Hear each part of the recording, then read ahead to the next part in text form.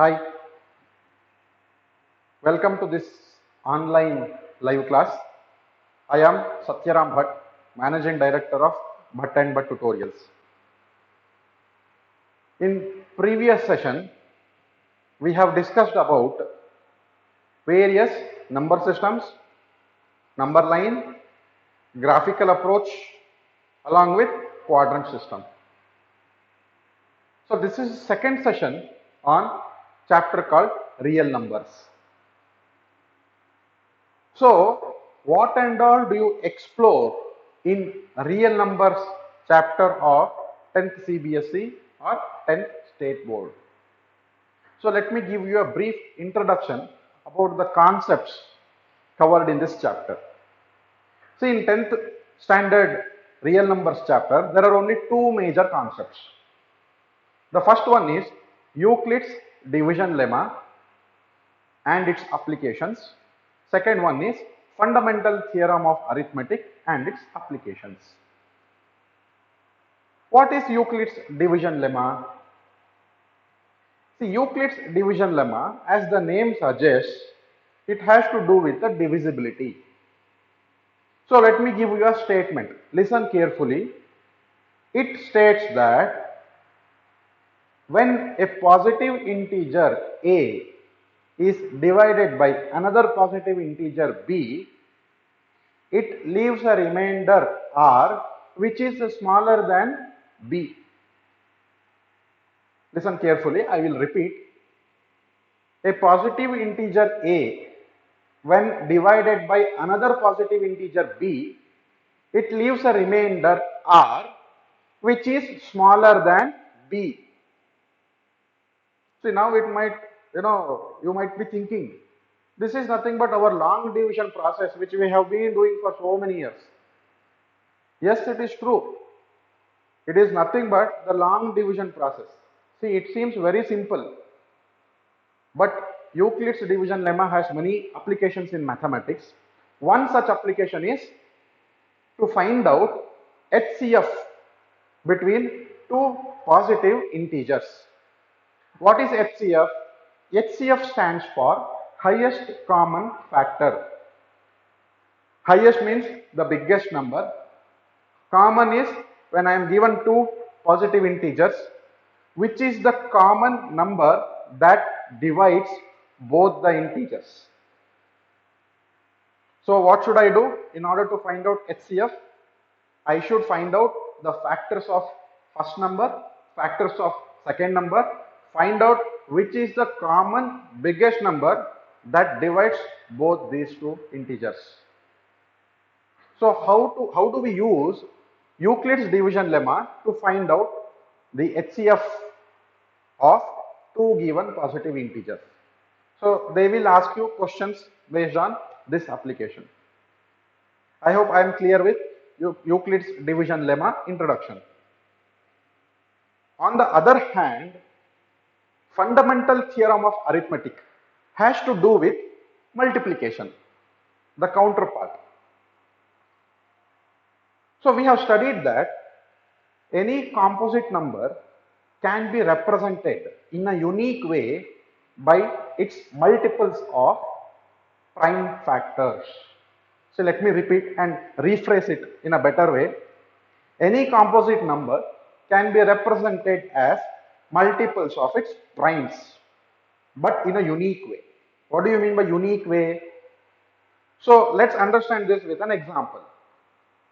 You take number x is equal to 6. So what are factors of 6, or how can I expand 6? I can write it as 1 into 6. Further, I can write it as 1 into 2 into 3. There, if you observe, the numbers 2 and 3 are primes. How about 1? 1 is neither composite nor prime. We have studied this already. So, I have expressed number 6 in a unique way as 2 into 3. So, let me rewind the statement I gave you. Any composite number can be represented as multiple of its primes in a unique way. See, this also seems very easy to understand, but it has deeper applications in mathematics. Of all the applications in 10th standard, you will be studying two such applications.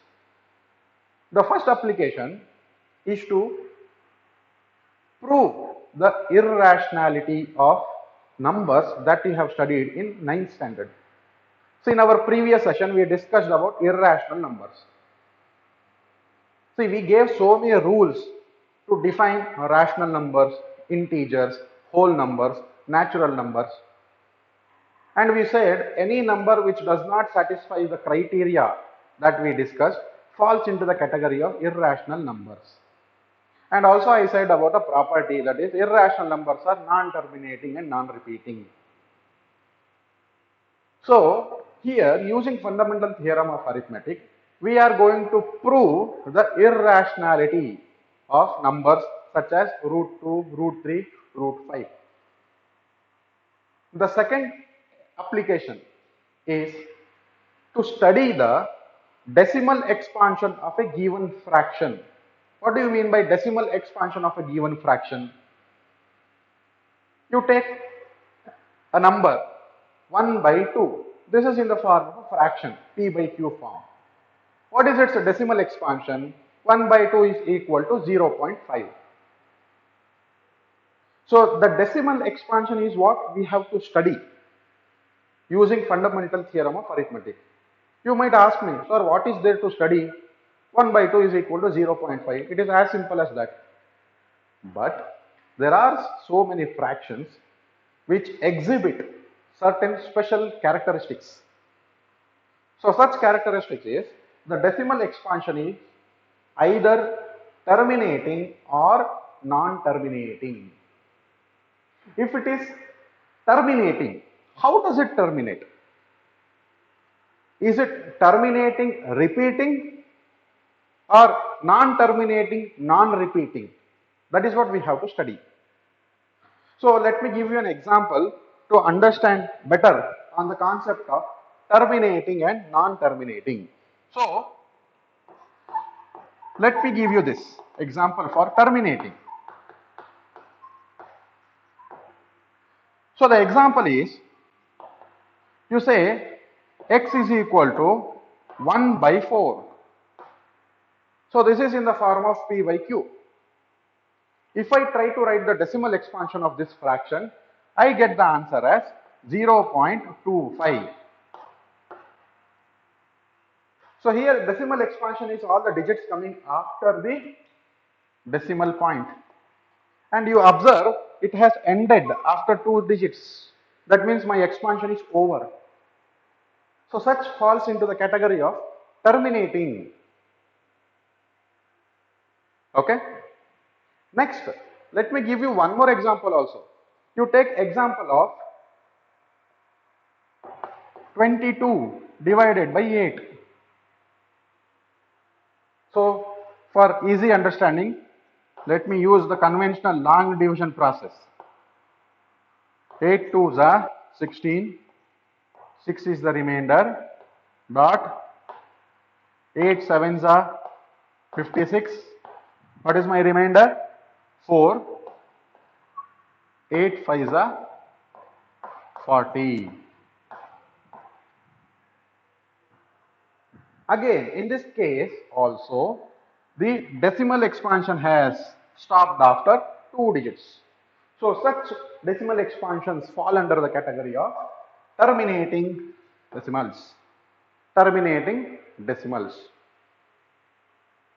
Then we have an example where it can be terminating repeating. What do you mean by terminating repeating? So let me give you an example. You take 2.55. In this case, if you observe, the same digit has repeated twice. Terminating, repeating means the decimal expansion has terminated, but a digit has repeated.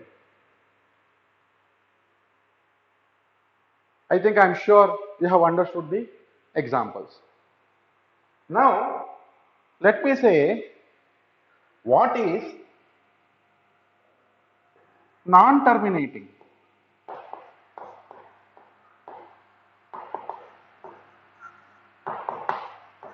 Again, the name suggests you that, or you might have guessed already, non-terminating means the decimal expansion should not end.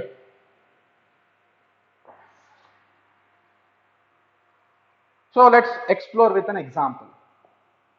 You take 22 divided by 7. Let's expand this.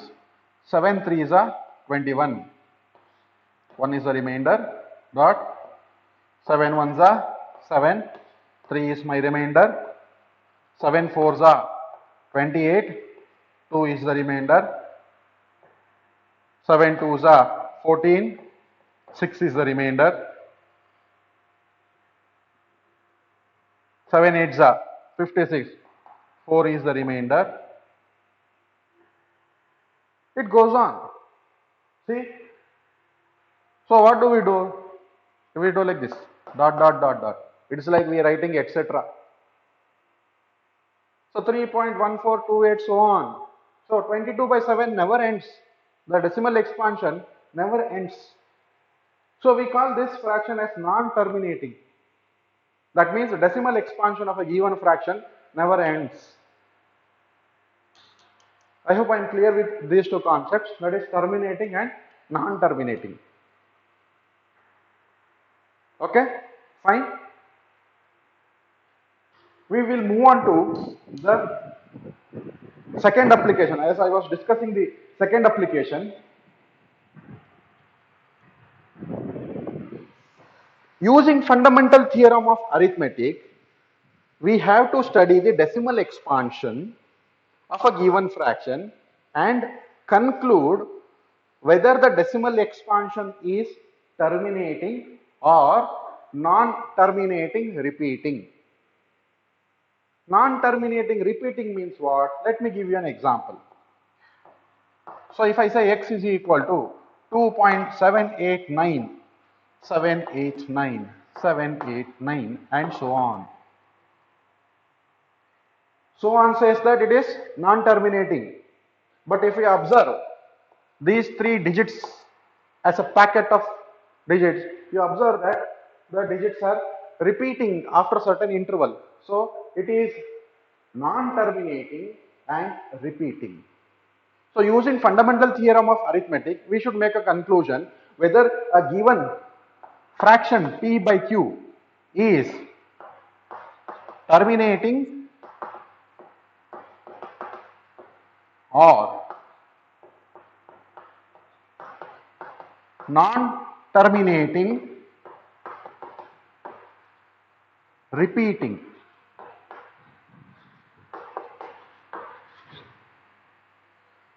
So in order to do this conclusion, we have to observe the denominator of the given fraction, use the fundamental theorem of arithmetic and make the conclusion. It seems simple, but when we go deeper into this concept, you will understand it better. So as of now, just remember what is terminating, what is non-terminating, then what is repeating, non-repeating, and for fundamental theorem of arithmetic, we will require terminating or non-terminating repeating. Yes, so I think I am quite clear with the introduction part of your 10th standard real numbers.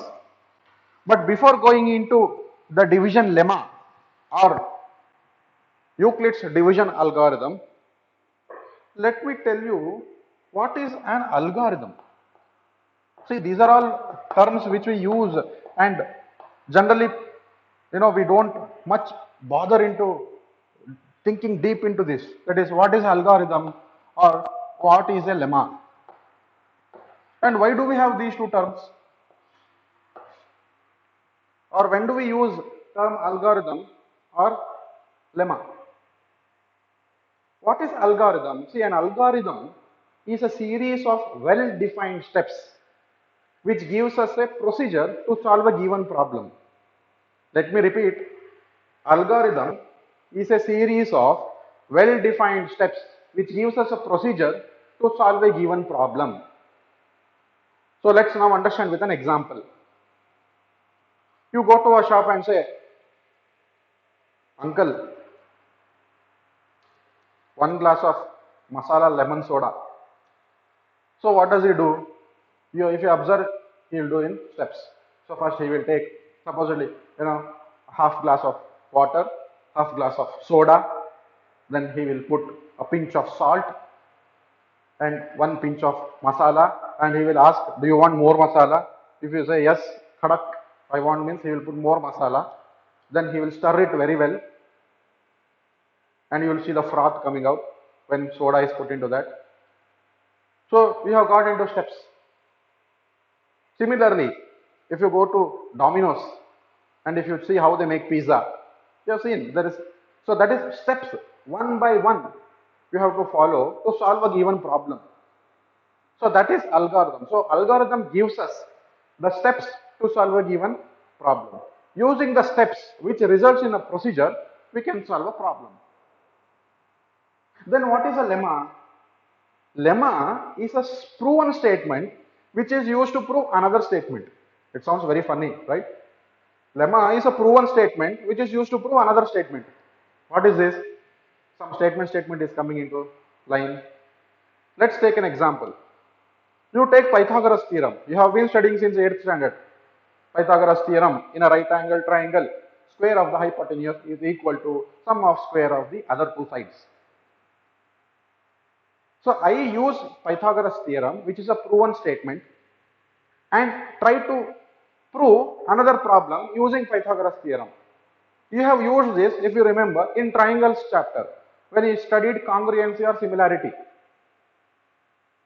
So lemma is a proven statement which is used to prove another statement. So in broad way, if I have to differentiate between algorithm and lemma, I say algorithm is a series of steps, whereas lemma is a statement. So if I say Euclid's division lemma, I should give you a statement of that Euclid's division method. Whereas if I say Euclid's division algorithm, I should give step-by-step procedure to you how to solve a problem. Okay? But it's like, in layman terms, every day we use these two terms interchangeably. Whether it is algorithm or lemma, it doesn't matter. But I want you to know this, that there is a minute difference between algorithm and lemma. So what is lemma? Lemma means there should be a statement for that. Algorithm means there should be step-by-step procedure. Okay? I hope I am clear with this. So next, let's go with Euclid's division lemma, the first major concept of this chapter, real numbers. Yes, now let's study the first major concept of this real numbers chapter, that is Euclid's division lemma. This concept is given on page 3 of your NCERT textbook, which is theorem 1.1, Euclid's division lemma. So let me give you the statement.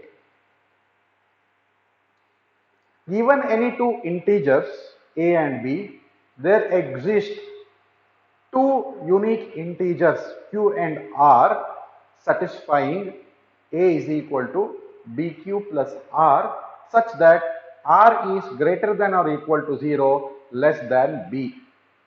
This is how you must read when you read the textbook. That is, let me repeat, given any two integers a and b, there exist two unique integers q and r satisfying a is equal to bq plus r such that r is greater than or equal to 0, less than b. Using Euclid's division lemma, we develop Euclid's division algorithm. Now I think you are getting it. That's the reason I discussed difference between algorithm and statement earlier. I mean algorithm and lemma. Using the statement of Euclid's division lemma, we develop a series of steps to solve the problem of finding HCF of given two positive integers. So let me remind you what is HCF. HCF of given integers a and b is the largest number which divides both A and B. So first, before going into the examples or algorithm of Euclid's division lemma, let us break down the given statement into smaller statements and let's understand this in depth. How to understand this in depth? Let me give you an example and let's analyze. So you take 455 divided by 22, or let's say 455 divided by 42, a bigger denominator. Let's make it very simple. What is the procedure followed? We do our long division process. 455 divided by 42. 42 tens are 420. That is my remainder, 35. So here, what is this known as? My divisor, correct? What is this known as? My quotient.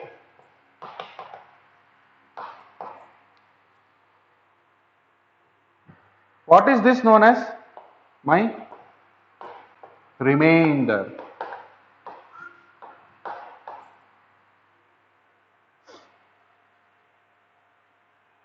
And obviously we have dividend also. Now, if I gave you this first and said, students, please make this into form of a statement, what do? We say 455. So I'll write it. Listen carefully. 455 is equal to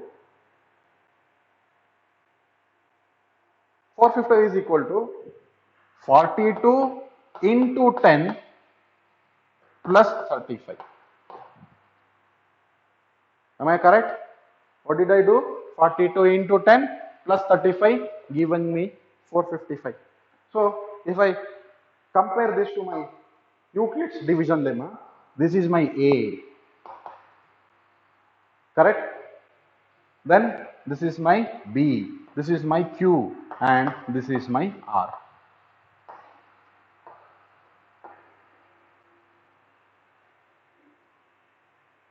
I hope I am clear with this.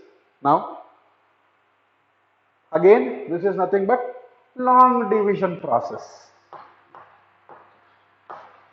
Long division process. But long division process converted into a statement. Here is nothing but your lemma. So this is the statement.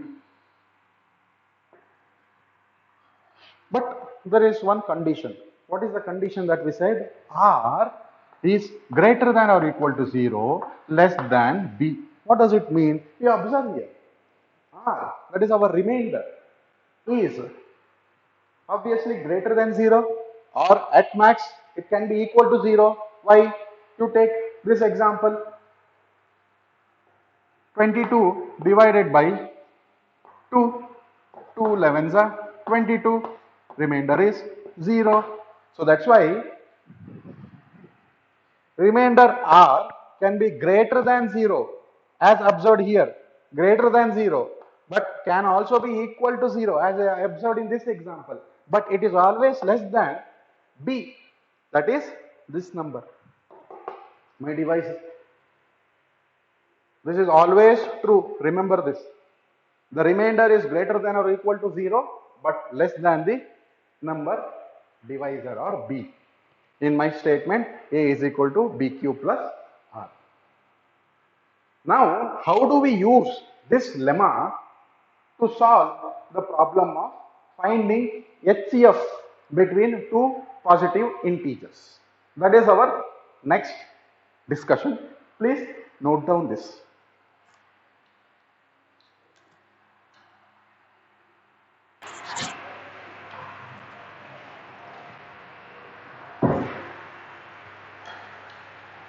Now, before going into the study of Euclid's division algorithm, let's understand basics of HCF. Okay, so let me run through the concept of HCF. You have already studied this. So let's say find out HCF of 455 and 42. So what procedure do I follow now? I'll take 455, try to find out the factors. As the number is ending with digit 5, I am assured that this number is divisible by 5. We have studied various divisibility concepts. Try to recollect that, students. So 455 if is definitely divisible by 5. So my one factor is 5. So what is the other one? So 5 nines are 45, 5 ones are 5. So 91 fives becomes 455. Now 91 is divisible by 7. So 7 ones are 7, 7 threes are. So 7 into 13 is 91. This is a simple table. So now if you observe, I have 5, 7, 13 as my prime factors. On the other hand, I have 42. Again, very simple. 7 ones are 7 six are. So 7 and 6 are the factors. Now, further breaking down 6 into 2 ones are 2 threes are. Observing 7, 2, 3. So we have 7 in common. Therefore, 7 is the largest number which can divide both given 455 and 42. So this is one basic method that you studied in your earlier classes. Correct? So let me depict the same using Euclid's division lemma statement. So how do we do?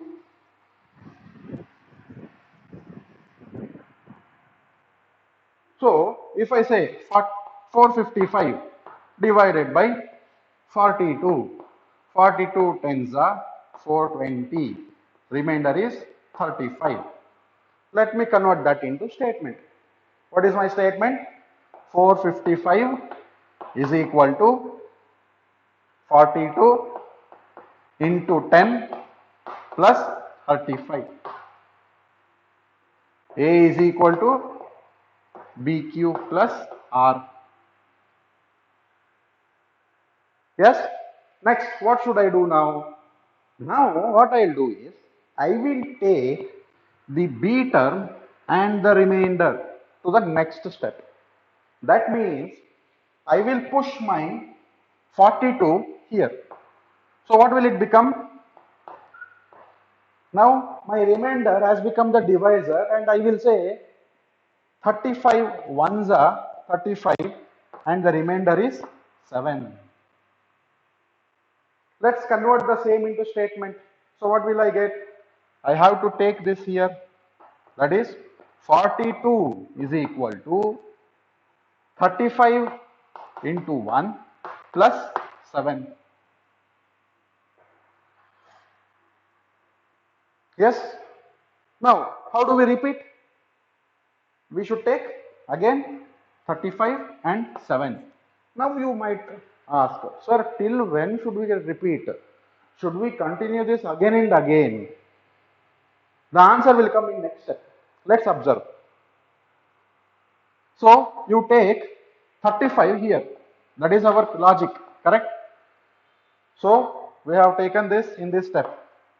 So 7 5s are 35 and my remainder has become 0. Now you observe, logically can you continue? 0. Again can I take 7 over here and say no? It ends here. That means if I convert this into statement, I will be getting 35 is equal to 7 into 5, 7 into 5 plus 0. That means I should stop this process when the remainder has become 0. When the remainder has become 0, in the last step, whatever is the divisor, whatever was my divisor or whatever is my divisor in the last step, that is this number, is the HCF. So to this question, if I have to write down at the end, HCF of 455, 42 is equal to 7, which we found out in previous method also. Understood? I will explain you with some more examples also. I hope this is clear to you now. Please note down this.